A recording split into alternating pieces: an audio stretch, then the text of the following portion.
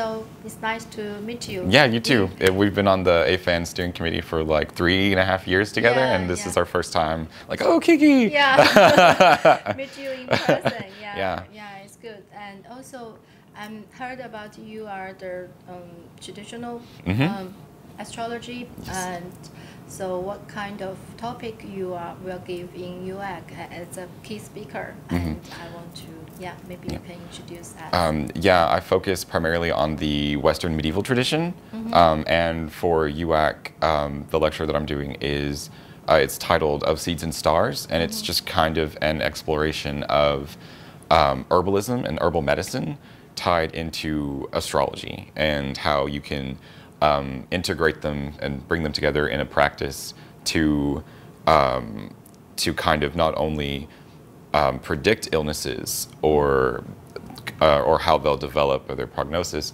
but also use the astrology and the herbal medicine to treat that illness. And it's just the talk sort of focuses on laying down a kind of philosophical foundation to kind of make the system work, and then it wraps up kind of exploring the different plants and their planetary associations.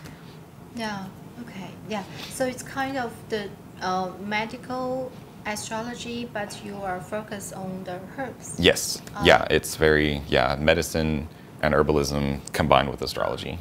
Yeah. So how does it work? Can you be a little bit introduce? So the basic kind of idea is that different parts of the human body are associated with planets. I'm sure that you're kind of familiar with the idea. You know, we're a little bit more aware of it in regards to zodiac signs. So, you know, they're like Aries rules the head, you know, Taurus rules the throat, that kind of thing. But the planets also play a role in that. So, like, you know, the sun is associated with the heart and the eyes and that kind of thing. And so the idea goes that herbal medicine and plants that are used to treat injuries to the eyes or treat injuries to the heart are solar. So they're all kind of connected in this web.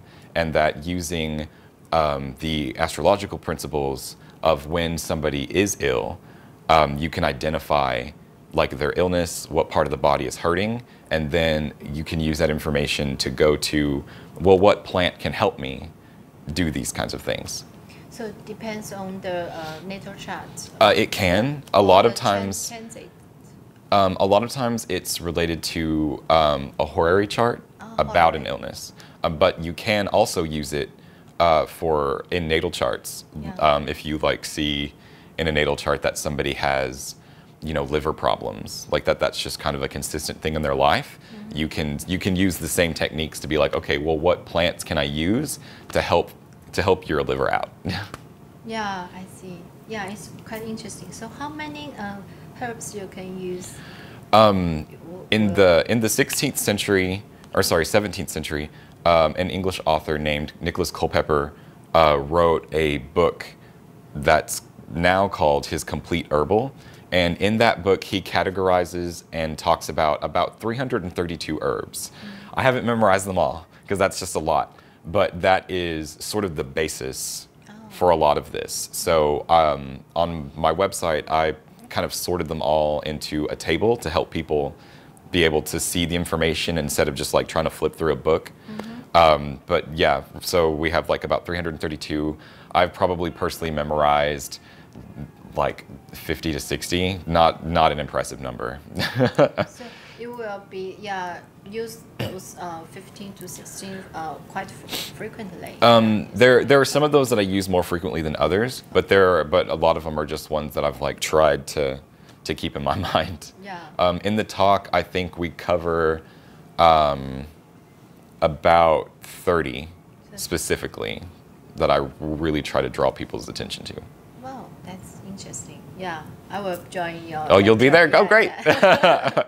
Yes, and you mentioned your website, so the website address is? Yeah, the website itself is medievalastrologyguide.com. Astrology guide, okay.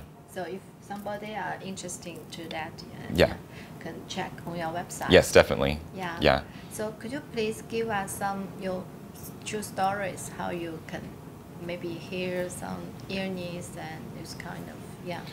Yeah, there are, excuse me.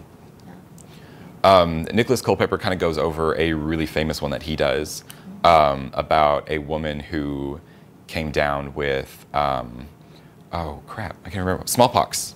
That's what she had, smallpox.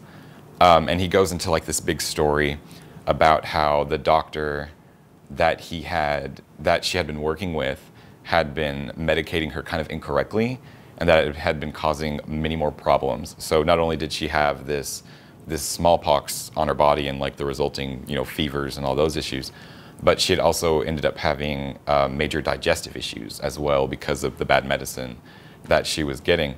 And he tells this story about how he kind of was consulted on the case just because things weren't going well, and he was kind of the second opinion doctor, and that he had to that he had to tell one of the nurses to do, like, he was basically like giving one of the nurses other medication to give the patient behind the other doctor's back so that she would be well. Otherwise, he didn't really feel like that she would have made it.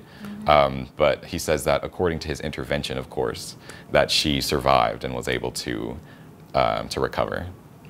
Yeah. So, yeah. and he does that based off of a chart that he took. So he was like, oh, this isn't looking right. This chart says I should do this, and that's what he told the nurse to kind of take over and do. Wow. Wow. Quite, yeah. So they are doing the, actually they are cure someone that by the chart. Yeah. The chart is definitely an important factor in understanding more about what's going on inside the body, because sometimes it's just hard to tell. A lot of times, just like based on symptoms, it can be hard to tell. And so the astrology, doing the examination. It can be hard to tell what exactly is going wrong, and the astrology is just another key component to help kind of focus in on and help identify that. And then of course it also presents opportunities to fix it, thankfully. Yes. Okay, so would you please give us some tips for the following months or following years, and people should pay attention to which kind of big things in because of the maybe Uranus. Oh, you don't. Yeah, I don't normally use outer planets, but we did just have the recent ingress into Taurus, and that'll be interesting to see how that carries over from a lot of the things that we experienced in Aries. We do have the Mars Retrograde coming up.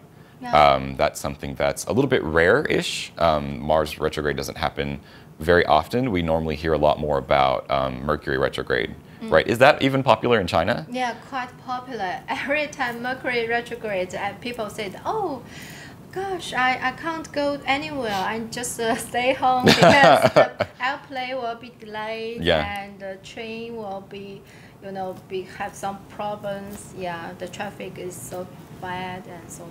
That's interesting that it's still. Well, I'm glad that it's not just us here in the States that have to deal with that. Yeah. Everyone know Mercury retrograde, but they don't know what is the meaning. Okay. That's the same here too.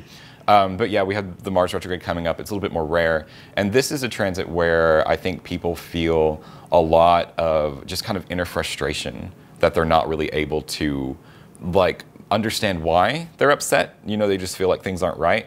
And so unfortunately, because they can't really find out why they feel that way, it's hard to express and solve. It's easier to solve a problem when you know what it is. But with Mars retrograde, there tends to be a lot of that. Things just aren't right. You just feel like just things aren't right, and you can't put a finger on why.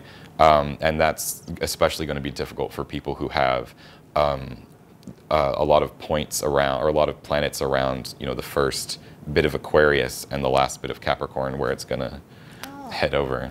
Okay, Aquarius and Capricorn. Yeah, because I think it goes retrograde at 9 degrees Aquarius, and it'll slip back into Capricorn before it stops. So that's I think that's probably the big one this summer to look out for. Yeah, this summer. Yeah, sure.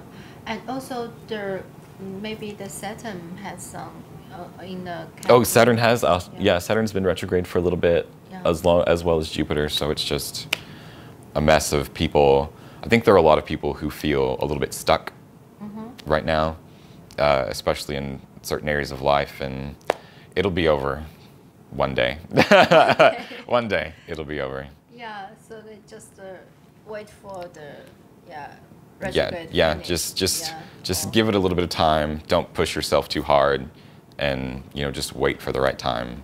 Do you have some herbs to recommend? Yeah, well, this is actually really interesting, part of it all, because one part of the herbal medicine is that like we can kind of vaccinate ourselves against difficult planetary transits, which sounds kind of crazy, but there's this part in the text where Culpeper talks about like if you're about to have if you see like a bad Saturn square coming up, right?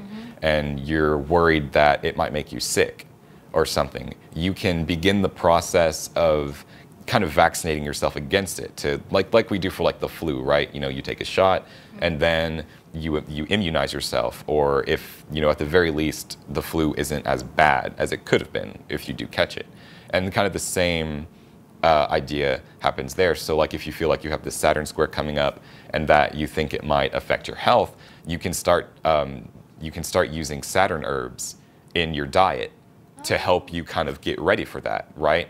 So one of the big things for Saturn is that in the medieval tradition, he's characterized as like really cold. And so like what happens to your body if you get suddenly really cold? It throws you off, right? Like you feel ill, you feel tired, that kind of thing.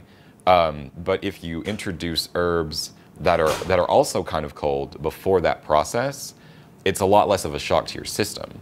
And so it's kind of easier to deal with. So Saturn stuff is one thing, but for like the Mars retrograde, for people who feel like this Mars retrograde might really affect their health, some really great herbs to use are things like garlic. That's a really popular one. And that's a really popular and safe one for people. It's really good for like to boost your immune system, to make you feel, to help your body fight off illnesses. So that can be really great. Things like onions, adding onions to your diet can be really helpful for that. Or if you kind of want to go the other way and don't want to like heat yourself up, you can do like moon plants, which are colder, or even like Venus plants, which are much colder, and kind of to kind of like give yourself a buffer against that heat, right? Excuse me. And for that, you can do stuff like rose, or what's another good one? Or like mint is a good. That one's another one that's really popular. And like just incorporating those into like any herbal supplements or any diet can help you kind of get ready for Mars misery, as some may call it. Okay. Yeah, that's quite interesting. Yeah. I never think about that, use that kind of food actually. Yeah. Another really good Mars plant that's used a lot in food is cayenne pepper. That's a really good one, and that's good for digestive systems. But yeah, it all kind of goes back to this idea of letting your food and your diet be medicine, and sort of being really aware of what you put into your body to help take care of yourself. Yeah. Because I know a lot, especially today, it's really easy just to be like, man, I'm hungry, and grab whatever, right? But if you're able to, for as much as you can, just to take it slow and really kind of reflect on what you're eating, it makes a world of difference for your experience. And it's just sort of the logical kind of progression for that. Yeah. I'm having these problems. What can I eat to fix it? Yeah. What planet rules that problem? And what planet can help me fix that problem? It's just kind of this very, very simple, but perhaps because it's so simple, it just gets overlooked so often. Yeah. Yes, thank you. No, thank you. To give us those kind of insight. Yeah. Okay. So it's okay. Yeah. If that's right. Thank you so much.